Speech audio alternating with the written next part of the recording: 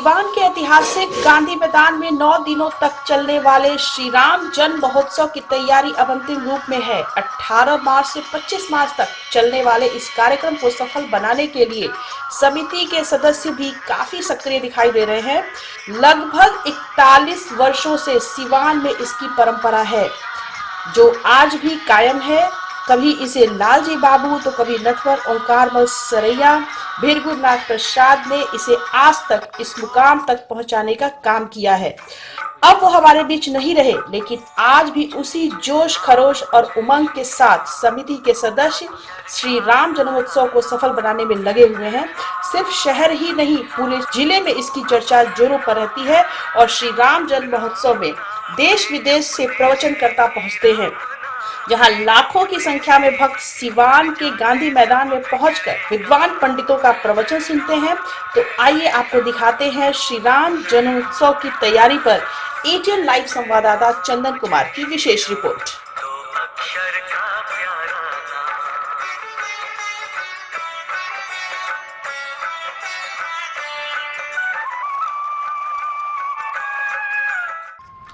सिवान के ऐतिहासिक गांधी मैदान में 18 मार्च से शुरू होकर लगभग 25 मार्च तक चलने वाली श्री राम जन्म महोत्सव की तैयारी जोर शोर से चल रही है।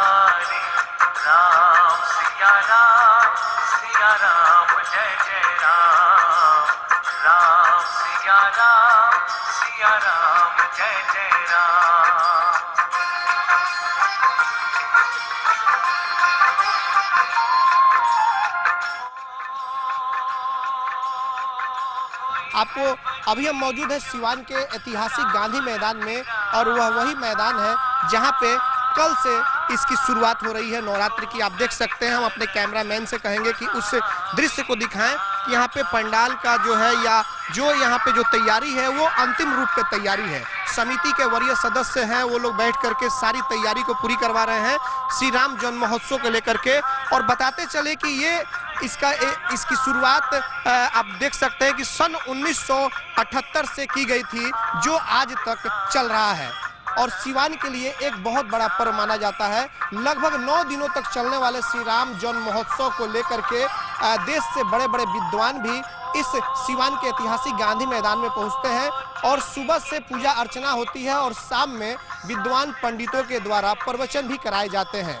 और फिर आपको 25 मार्च को शोभा यात्रा निकलेगी। इस पूरे मामले पर हम बात करेंगे समिति के कुछ वरीय सदस्य से, लेकिन फिलहाल आपको एक झलक और दिखाएंगे कि किस तरह से, देखिए स्लोगन के साथ जो बैनर भी लगाए गए हैं। अपने कैमरामैन से कहेंगे कि उस नज़ारे को दिखाएं। लगभग पूरी तैयारी की जा चुकी है राम जन्म महोत्सव की, जो कल सुबह यानी कि कल सुबह 18 मार्च से शुरू हो जाएगी। महिलाओं की अच्छी खासी संख्या होती है पूजा अर्चना के लिए। और सामने जो आप देख रहे हैं, जो एक पंडाल नुमा यहाँ बनाया गया, यहीं पर श्री राम की मूर्ति की स्थापना होगी, पूजा पाठ शुरू किए जाएंगे और फिर कल से 9 दिनों तक चलने वाले श्री राम जन्म महोत्सव की पूजा यहाँ से शुरू हो जाएगी।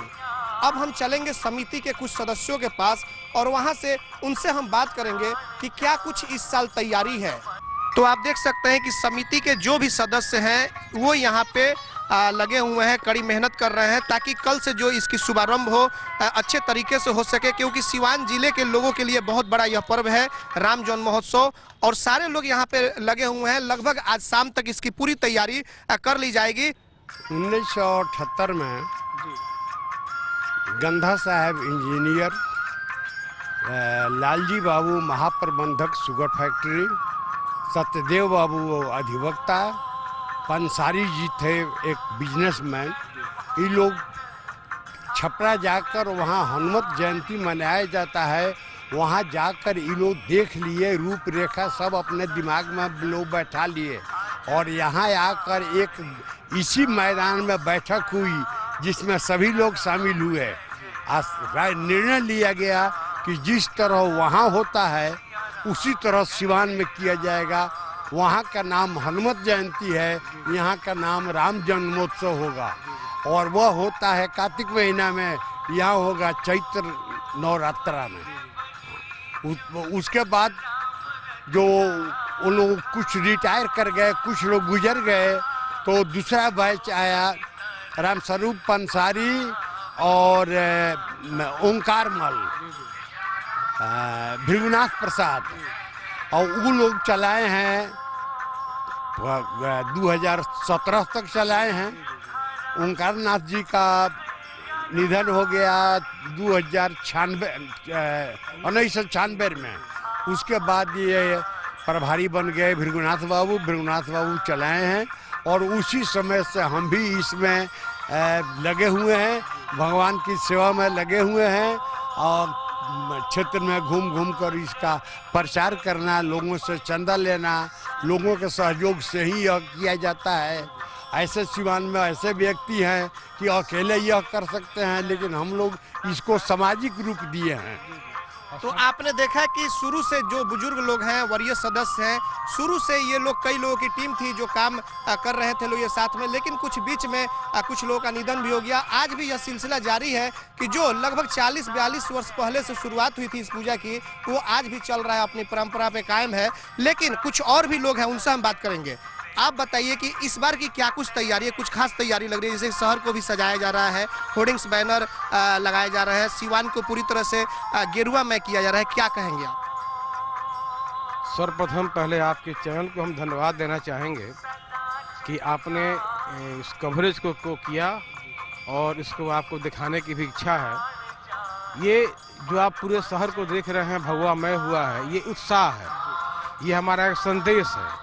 और ये जो आम लोग हैं, जो भक्त हैं, श्रद्धालु हैं, उनका एक उनकी श्रद्धा है, वो चाहते हैं कि इसको भव्य रूप दिया जाए, और हमारा प्रयास है कि इसको भव्य रूप दे। हम लोग शांति सौहार्द बनाकर हम लोग इसका समापन करें।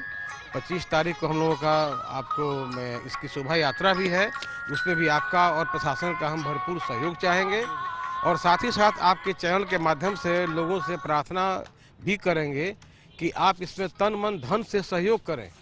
ये जन सहयोग से यह हम लोग का जब ये इतना बड़ा अनुष्ठान है पूरा होता है, तो आए लोग आगे बढ़ें, इस पर सहयोग करें और इसको आगे लेकर चलें। शोभा यात्रा की बात आप कर दिए। पिछले 2 वर्ष पहले देखा जाए तो कुछ छिटपुट हिंसाएं भी हुई थी। इसको लेकर के प्रशासन के द्वारा क्या कुछ सहयोग आप लोग मांगे हैं प्रशासन से, और क्या कुछ तैयारी होगी शोभा यात्रा की? हालांकि शोभा यात्रा अभी 8-9 रोज के बाद होंगे, लेकिन तैयारी पहले से करना होगा। पूरी यज्ञ की तैयारी है, और यज्ञ स्थल और शोभा यात्रा, इसकी पूरी तैयारी प्रशासन ने कर ली है।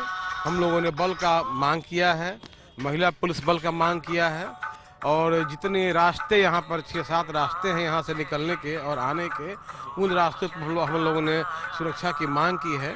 प्रशासन ने सारी मांगों को सकारात्मक रुख अपना अख्तियार किया है, और मानने का हमको आश्वासन दिया है कि आपकी सारी मांगें जायज़ हैं, हम इसका पालन करें। ये तैयारी तो पहले से ही चलती है, आज महीनों से तैयारी चल रही है, वार्डों में बैठकें चल रही है, गांव में भी जहां से गांव से झांकियां आती है या वहां से जो यात्रा आता है, उसकी तैयारी पूर्व में चलती है। इस बार हम आज सिविल एसडीओ से मिलकर हमने शिकायत किया है कि बराफात में सिर्फ एक ही लाइसेंस मिला था और 40 डीजे उसमें आए थे। हमारे साथ अन्याय क्यों हो रहा है? हमको भी एक ही लाइसेंस में सभी डीजे को उसी में समाहित किया जाए। उन्होंने कहा कि नहीं, अगले वर्ष से इसी तरह किया जाए। हम कैसे, ये नाइंसाफी नहीं चलेगा। इसलिए कि किसी धर्म के लिए जो कानून है वही कानून मेरे साथ भी होना चाहिए। हमारे हिंदू धर्म में शास्त्रों में लिखा है, हम बहुत शांति प्रिय आदमी हैं और शांति से ही कोई काम करते हैं। हम अपने जुलूस में यहाँ तक कि हिंदू और मुसलमान दोनों समुदाय के लोगों को साथ में लेकर चलते हैं। हम विवाद से बिल्कुल दूर परे रहते हैं, इसलिए हमारी तैयारी पूर्ण रूप से और पूरी तैयारी है। पूरी जगह हमेशा बैठक चल रही है। हम समय से पूर्व निकलेंगे। हम नमाज का भी आदर करते हैं, जब नमाज का वक्त होगा हम उसका आदर करेंगे, मगर एकदम शांति से अपने सुसज्जित व्यवस्था के साथ इस बार हम यात्रा को पास कराएंगे। शोभा यात्रा में क्या कुछ कहेंगे? जो सिवान जिले के लोग हैं, जो व्यवस्था, बहुत कुछ व्यवस्था होती है, चौक चौराहों पे लोग व्यवस्था करते हैं, उनके लिए जैसे कि शहर को सजाने के लिए, या और भी क्या कुछ अपील होगी शहरवासियों से? आप शहरवासियों से एक ही मेरी हाथ जोड़कर विनती है कि इस बार अबीर और गुलाल का प्रयोग न करें, उसके जगह पर फूलों की पंखुड़ियों का प्रयोग करें तो बढ़ती सुंदर होगा और सिवान के एक अलग से एक माहौल तैयार होगा। इसलिए निवेदन है कि शांति व्यवस्था को बनाए रखें, किसी तरह का 2 पहिए वाहन का प्रयोग शोभा यात्रा में न करें और अबीर का प्रयोग बिल्कुल न करें। मेरा सिवान की जनता से यही प्रार्थना है। प्रशासन से किस तरह का सहयोग चाहेंगे आप? प्रशासन से चाहेंगे गत वर्ष जहाँ जहाँ कुछ सांप्रदायिक लोगों के द्वारा पथराव किया गया यात्रा के शोभा यात्रा पर, वहाँ पुलिस बल की पूरी व्यवस्था की जाए ताकि कोई दुर्घटना से हम लोग बच पाए। अगले वर्ष चुनाव भी होने वाला है, तो क्या माना जाए, इसको लेकर भी कुछ असामाजिक तो कुछ हथकंडे अपनाना चाहेंगे? बिल्कुल अपनाना चाहेंगे। इसमें कहीं कहा नहीं जा सकता, इसकी कोई पहचान नहीं होती है। आपराधिक तत्वों की कोई पहचान नहीं है, चाहे वो हिंदू में हो चाहे मुसलमान में हो। इसलिए प्रशासन से हम कहेंगे कि इसका अपने स्तर से जांच पहचान करके और पूरी तैयारी यात्रा की वो स्वयं करे। जी, और क्या कहना चाहेंगे, किस तरह का क्या?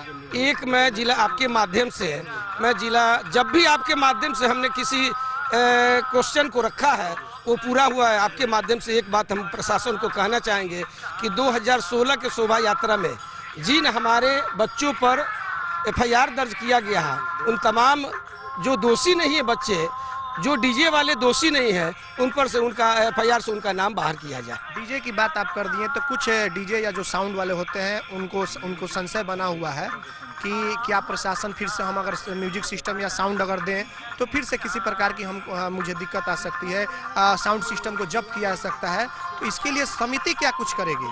देखिए, समिति एक ही आग्रह है कि जो भी आवेदन है आप समिति को दीजिए, समिति जिला प्रशासन से निपटेगी। जो भी लाइसेंस है, जो भी व्यवस्था है, समिति ही स्वयं जाएगी जिला प्रशासन के बाद और उसकी व्यवस्था करेगी। निर्भीक होकर जो भी आपकी म्यूजिक व्यवस्था है उसको लेकर यात्रा में आए, हम आपका स्वागत करेंगे, हम आपका अभिनंदन करेंगे और जितना भी सहयोग अधिक से अधिक होगा समिति आपको दी। देखा कि इसकी तैयारी जोर शोर से चल रही है, प्रशासन से भी इन लोगों ने सहयोग लिया है। 25 मार्च को शोभा यात्रा निकाली जाएगी। हालांकि पूजा जो है कल से शुरुआत होगी, लेकिन शोभा यात्रा को लेकर भी समिति जो है पूरी तरह से सक्रिय है और कहीं से भी वो चूक नहीं चाहती, क्योंकि 2 वर्ष पहले की अगर बात करें तो सिवान में रामनवमी के दिन कुछ छिटपुट हिंसाएं हो गई थी, उसे फिर से घटनाएं जो घटी थी उसे चाहते हैं कि इस तरह की इस बार कोई घटना न घटे। हालांकि प्रशासन भी पूरी तरह से सजग है और भी कुछ समिति के सदस्य हैं। वर्ष का कार्यक्रम हम लोग आयोजित किए हुए हैं सिवान के समस्त जनता के सहयोग से, जिला प्रशासन के सहयोग से, सभी लोगों का इसमें भरपूर सहयोग हमें प्राप्त हो रहा है। हम सिवान की जनता से अपील करते हैं कि रामनवमी का त्यौहार शांतिपूर्ण आपसी सद्भाव के साथ हम लोग मनाएं और इसमें सभी का सहयोग अपेक्षित है। कार्यक्रम के बारे में कुछ जानना चाहेंगे। इस बार विद्वान पंडित जो प्रवचन करने के लिए जो आते हैं प्रत्येक वर्ष, कौन कौन से लोग इस बार आ रहे हैं ताकि लोग यहाँ पे आए और प्रवचन सुने उनका? देखा जाए इस बार का कार्यक्रम हम लोग का कल यानी कि 18 मार्च से प्रारंभ होगा, जिसमें प्रातःकालीन पूजन, मानस का नवाहन पाठ एवं उसके अलावा दिन एवं रात्रि में प्रवचन का कार्यक्रम होगा। दिन के सत्र में 4 से 5 और सायं के सत्र में 6 से 7 भजन संध्या चलेगा और 7 से 10 प्रवचन का कार्यक्रम होगा। इस बार प्रवचन के लिए बैतूल मध्य प्रदेश की पावन भूमि से पंडित निर्मल कुमार शुक्ल जी आ रहे हैं, जो अंतर्राष्ट्रीय स्तर के प्रवचन मानस के विद्वान माने जाते हैं। ये मानस महारथी के नाम से जाने जाते हैं और इनका सिवान में पहली बार पदार्पण हो रहा है इस मंच पे। क्या अपील होगी सिवान जिले के लोगों से इस कार्यक्रम को सफल बनाने के लिए? आपकी सिवान के लोगों से मेरी अपील होगी कि ये रामनवमी जन्मोत्सव का त्यौहार आपसी प्रेम एवं सद्भाव के साथ हम लोग मनाएं और इसमें सभी का सहयोग एवं सहायता अपेक्षित है। चलिए, ये थे कार्यकारी अध्यक्ष मुकेश कुमार जी। उनका कहना है कि सिवान जिले के लोगों से अपील होगी कि सभी लोग एक साथ मिलजुल कर इस त्यौहार को मनाएं। हमारे साथ कोषाध्यक्ष है इस समिति के मनीष कुमार गुप्ता जी, इनसे हम बात करेंगे। मनीष जी, क्या कुछ कहेंगे? आप भी कई वर्षों से इसमें लगे हुए हैं राम जन्मोत्सव को लेकर। इस बार की विशेष क्या कुछ तैयारी है? शोभा यात्रा भी निकलती है, कई तरह के कार्यक्रम भी होते हैं, लेकिन कुछ खास लोगों के लिए इस बार क्या कुछ है? इस बार मैं आपके चैनल के माध्यम से ये सिवान की जनता को पहले ये अपील करना चाहता हूँ कि इस पर्व को शांति और सौहार्द के साथ आप मनाएं। मनीष जी ने अपील किया कि जो भी हैं और समिति भले ही कह रही है, लेकिन आप अपने से भी एक झंडा अपने मकान पे लगाएं। और हमारे साथ मौजूद हैं कुछ और भी वरीय सदस्य, इनसे हम बात करेंगे। आप क्या कहना चाहेंगे इसको लेकर के, समिति पूजा को लेकर के? ये श्री राम जन्मोत्सव जो मनाया जा रहा है, इसका 41वां भी वर्ष है। ये जो बनाया जा रहा है, ये जिले का गौरव है और परंपरागत रूप से सभी कोई मिल करके जिलावासी मनाते हैं। अभी जो है स्थिति ये हो गई है कि हमारे इसके जो सेक्रेटरी थे, सचिव महोदय, उनका गत साल निधन हो गया है 2017 में। इससे कुछ हम लोग को कठिनाई उपस्थित हुई है, लेकिन उनके साथ जो काम करने वाले हमारे बच्चा बाबू हैं, वो इतने सक्रिय हैं कि दिन रात लग करके उसमें अपना काम वो कर रहे हैं। हालांकि अभी जो कार्यकारी समिति बनी है, उसमें नवयुवकों को प्रेफरेंस दे करके बनाया गया है सचिव और कार्यकर्ता और कार्यकारिणी का जो अध्यक्ष है वगैरह।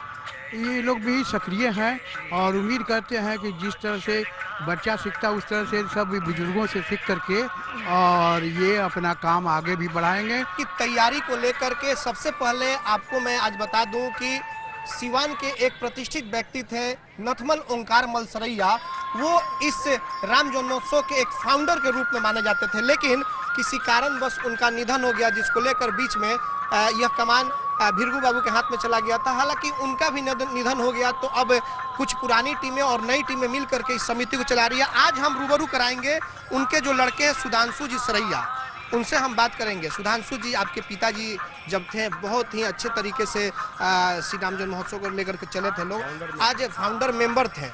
आज आप लोग के कंधे पे ये सब श्री राम जन्म महोत्सव की जो तैयारी है या पूजा अर्चना जो भी कहा जाए, शोभा यात्रा है वो है, इस बार की तैयारी क्या कुछ है, क्या कहना चाहेंगे हमारे एटीएन चैनल के माध्यम से? आपके चैनल के माध्यम से मैं यही कहना चाहता हूँ कि आयोजन बहुत भव्य आयोजन होता है, जिसको हम लोग पूरे तन मन धन से लगकर इसको सफल बनाने के प्रयास करते हैं और राम जी के आशीर्वाद से सफल होता भी है। और एक आपके चैनल के माध्यम से मैं जनता को यह भी कहना चाहूँगा कि बहुत ऐसे लोग हैं जो अकेले श्री राम जन्मोत्सव को करवा सकते हैं, लेकिन ये सार्वजनिक है, सबके सहयोग से, तन मन धन के सहयोग से होना चाहिए।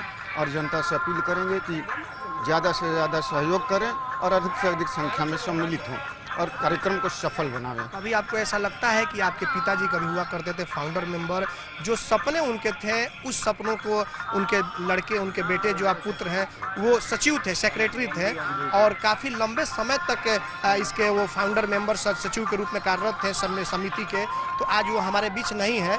लेकिन क्या आपको लगता है कि उनके जो अधूरे सपने थे उसको पूरा किया जाए और ज़्यादा से ज़्यादा बढ़ चढ़कर इस कार्यक्रम को कराया जाए? हम लोग का प्रयास निरंतर लगा हुआ है और मुझे उम्मीद है कि जो मेरे पिताजी का सपना था वो धीरे धीरे जरूर पूरा होगा और इसको हम लोग बहुत आगे तक लेके जाएंगे। आप लोग एक व्यवसायी के भी रूप में माने जाते हैं, तो क्या अपील होगी खास करके सिवान जिले के लोगों से, जो लोग इसमें हिस्सा लेते हैं उनसे भी, जो नहीं आ पाते हैं उनसे भी, कि शोभा यात्रा में किस तरह से वो हिस्सा ले और शहर को किस तरह से वो तैयारी करे, दुल्हन की तरह सजाएं या फिर क्या कुछ करे? क्या अपील होगी आपकी? अपील होगी जनता से कि शहर को भगवामय कर दें और अधिक से अधिक संख्या में जुलूस में शामिल हो और नियंत्रित रहें, किसी तरह का गंदगी न हो, वातावरण एकदम शुद्ध हो, खूब बढ़िया से शोभा यात्रा निकले और भव्य शोभा यात्रा निकले। चलिए, ये थे सुधांशु सरैया जी, जो नथमल ओंकार मलसरैया थे, फाउंडर मेंबर थे, सेक्रेटरी थे, लेकिन अब वो हमारे बीच में नहीं है। तो वो कहीं ना कहीं वो चाहते हैं कि पिता के द्वारा जो कार्य शुरू किए गए थे उसे आज भी हम उससे ऊपर की तरफ लेकर जाएं। और हमारी भी अपील होगी सिवान जिले के लोगों से, इस श्री राम की शोभा यात्रा जब निकलेगी तो उसमें शांतिपूर्वक तरीके से इस शोभा यात्रा को सफल बनाएं। कुछ और लोग भी हैं, उनसे भी बात होगी। हालांकि एटीएन न्यूज चैनल प्रत्येक वर्ष आपको दिखाता है कि किस तरह से सिवान के ऐतिहासिक गांधी मैदान में श्री राम जन्म महोत्सव की तैयारी कितने जोर शोर से होती है और शोभा यात्रा को भी लेकर किस तरह से तैयारी होती है, विशेष रिपोर्ट हम दिखाते हैं। और इस बार भी एटीएन लाइव आपको जगह जगह से और पल पल की खबरें दिखाता रहेगा राम जन्म महोत्सव से जुड़ी हुई। हमारे साथ अभी राहुल तिवारी और प्रदीप कुमार रोज भी हैं, इनसे भी हमारी बातचीत होगी। राहुल जी, शोभा यात्रा के दिन आप लोग आगे आगे रहते हैं और बहुत आप लोग पे जिम्मेवारी रहती है, इस बार क्या कुछ आपने सोचा है शोभा यात्रा को शांतिपूर्वक तरीके से संपन्न कराने के लिए? पिछले 2 वर्ष पहले शोभा यात्रा के दौरान जिस तरह असामाजिक तत्वों के द्वारा श्री राम जन्मोत्सव शोभा यात्रा को डिस्टर्ब किया गया, उसको देखते हुए विगत पिछले वर्ष हम सभी ने सबका सहयोग मिला और इस श्री राम जन्मोत्सव सेवा समिति के सदस्यों द्वारा लगातार सहयोग मिला और हमने अच्छा शोभा यात्रा निकाला। और इस वर्ष भी सभी हम लोग मिले हुए हैं इस बात को लेकर कि असामाजिक तत्व इस पर हावी ना हो और श्री राम जी की जो शोभा यात्रा हो ऐतिहासिक हो, इसके लिए हम लोग पूरे प्रयास में लगे हुए हैं। और आप देख रहे हैं कि कैसे हमारे सचिव रहे आदरणीय भिवनाथ प्रसाद जी के नहीं रहने के बाद भी हम सभी लगे हुए हैं। आज उनकी कमी खल रही है और हमारे गार्जियन और अभिभावक जिससे आपने पहले बात कर लिया है, इन्होंने किस तरह सहयोग की अपेक्षा जताई है और हम सदस्यों के रूप में हमारी जिम्मेवारी जहां दी जाएगी, हम श्री राम जी की शोभा यात्रा के लिए जहां भी हमारी जरूरत पड़ेगी हम पूर्ण रूप से उसके लिए काम करेंगे और श्री राम जन्मोत्सव शोभा यात्रा को पूर्ण सफल बनाने के लिए कोई कसर छोड़ने वाले नहीं। रोज जी, क्या कुछ अपील होगी? कल से पूजा की शुरुआत हो रही है श्री राम जन्म महोत्सव को लेकर के, क्या कुछ आपकी अपील होगी? मेरी सिवान के आम जन से यही अपील है कि इस राम जन्मोत्सव सेवा समिति द्वारा यह जो कार्यक्रम किया जाता है, राम जन्मोत्सव महोत्सव जो मनाया जाता है, इसमें आप सभी बढ़ चढ़कर भाग लें, इसमें अपना सहयोग प्रदान करें। चलिए, ये थे समिति के कुछ वरीय सदस्य लोग थे जिनसे हमारी बातचीत हुई, लेकिन इस बातचीत के क्रम में कुछ और भी बातें हैं जो राजू जी बताएंगे। कुछ लोग, जैसे कि कुछ लोगों को जानकारी नहीं है, संशय में वो है कि डीजे पे प्रतिबंध है, कुछ इस तरह का उनको डर लग रहा है कि हम डीजे लेकर के आएंगे फिर कोई केस, किसी प्रकार की हमारे साथ केस हो जाएगा, पुलिस परेशान करेगी। तो इसको लेकर के आप लोग क्या कुछ समिति क्या कर रही है उनके लिए? पहले आपको ये बता दें कि डीजे को इतना गलत रूप से परिभाषित किया जा रहा है। डीजे सिवान में किसी के पास है ही नहीं है और उसको डीजे कह के हल्ला मचाया जा रहा है।